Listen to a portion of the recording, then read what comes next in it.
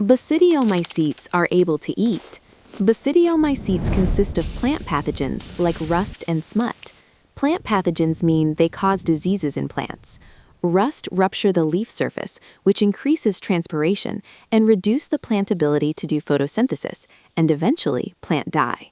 Smut attack on reproductive organs of plant, especially seed or flowers, and replace them with black fungal tissue. Basidiomycota have puffball. Puffball break down organic matter like leaf litter and fallen log. A single puffball produces trillions of spores. Basidiomycota consist of bracket or shelf fungi. Bracket or shelf fungi are a group of wood-decaying organism. Basidiomycota have club-shaped structure called basidium. In basidium, sexual spores are formed, which are called Basidiospores. Basidiomycota hyphae are septate. Septate mean they have crosswall.